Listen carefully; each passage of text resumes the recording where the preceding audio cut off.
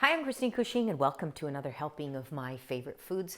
You've probably heard of Greek Spanakopita, spinach phyllo pie, but have you heard of Zucchini Phyllo pie? It's a really easy appetizer that has a very cool wrapping technique, an abundance of fresh herbs to complement the sweet zucchini, and a crunch factor of 100. Let's go. This is the appetizer that you've been waiting for the holidays. Are you ready? Let's go. No matter how long you've been cooking, you always come across something new that's inspiring that you can't wait to try or share. So I wanted to share this with you. For the filling, I have lots of beautiful greens here. Gonna also add some leeks. We'll talk about that later. Fresh mint is gonna give it a nice peppery sweetness. Now for the dill and the green onions, which pretty much is law in the Greek kitchen. I mean, if you're not cooking with dill and green onions, you're out, no matter what you're making. What is it with that? Cue the zooks. I'm just gonna add one here. That's gonna be enough for what I'm making. And everything's gonna be finely sliced or chopped. Green onions, the leeks, only the white part, because the green is pretty tough. And I like to take the ends off the zucchini before I grate it. My box grater, I don't want this fine end. I want it to be a coarser grate. So this is, I find, ideal texture.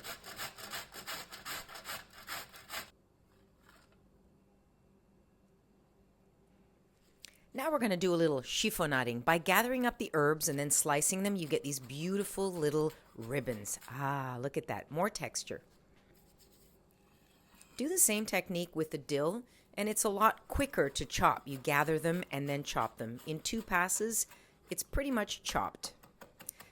Twice as much dill as mint. The filling options are literally endless when you're working with phyllo.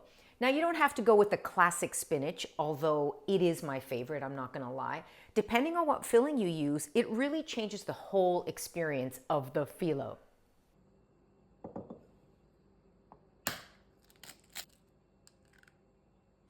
To this 1 beaten egg, I'm going to start adding my cheese. The ricotta gives it a sweetness and a slight creamy texture, but here's the star of the show, feta. Bold, intense, rich. I'm just going to blend that together, and you can see it's fairly dry. I don't want this to be too wet. A little cracked black, again, for some heat, and it's got to have some lemon, and this is going to be perfect with my zucchini and the mint. Now in Greece, depending on where you go, there are countless variations to the pita, which just means pie. So the fillings are different, the pastry is different, the shaping is different, the wrapping is different. It's so incredible. This is just the tip of Mount Olympus.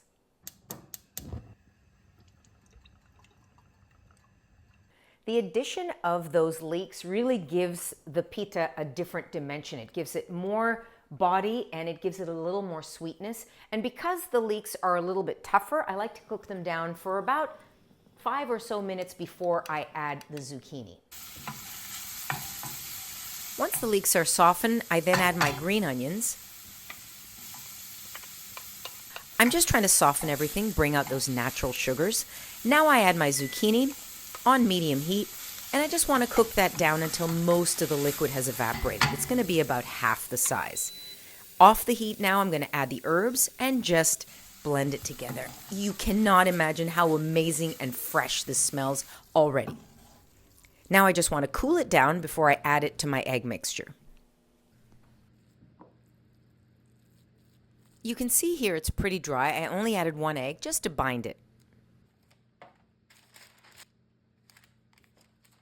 Now you want to make sure when your phyllo is frozen, which is usually the way most of us buy it, I like to thaw it in the fridge overnight, so 24 hours, and then just before I'm going to use it, I let it sit at room temperature for about an hour. This prevents the cracking or breaking when it's still cold. So that's just a little pro tip.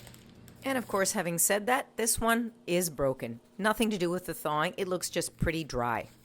But it's going to work.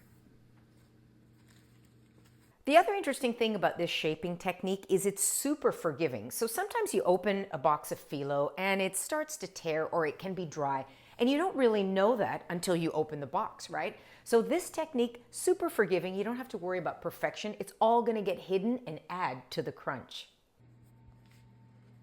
I'm drizzling with some olive oil. I could also brush it on, not too much. And then I want to create a little bow tie. You see how I gather it on both sides? And then again, the opposite sides, making almost a flower. Then I put my filling in the center part, which is the thickest, a nice big mound. And now I just fold over the edges. And I like to brush with some olive oil between the layers, again, to prevent it from drying. I don't want to make it too oily, but a little bit between each layer is ideal. Look at how cool that is. Now I flip it, and I've got this little accordion-looking flower almost. This folding technique will take the crunch factor to 100. I mean, it is so crispy.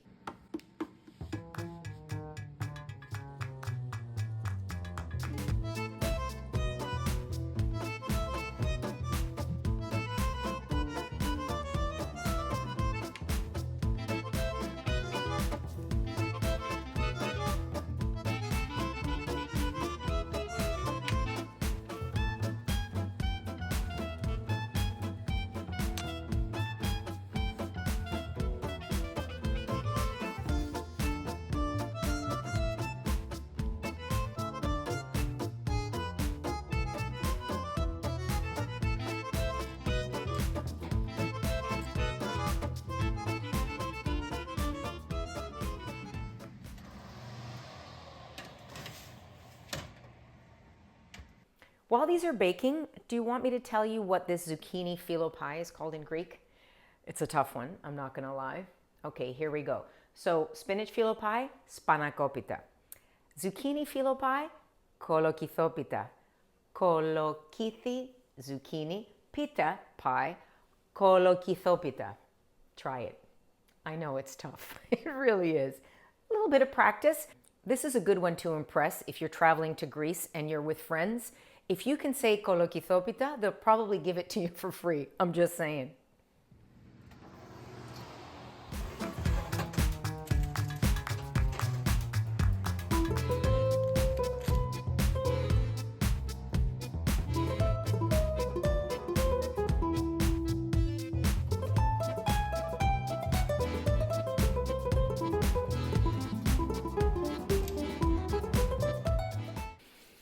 Who's ready to taste? Wait till you hear the crunch.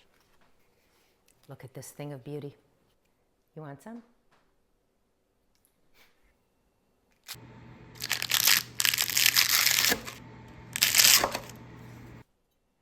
Is that insane? How crunchy is that? Different filling, different folding technique. That's what's unique about this. Did you hear that crunch?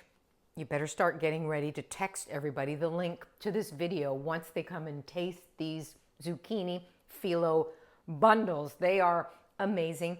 Thank you for joining me on another helping of My Favorite Foods. Please share, like, and subscribe. Let me know what's new in your kitchen, and see you next time for another helping of My Favorite Foods.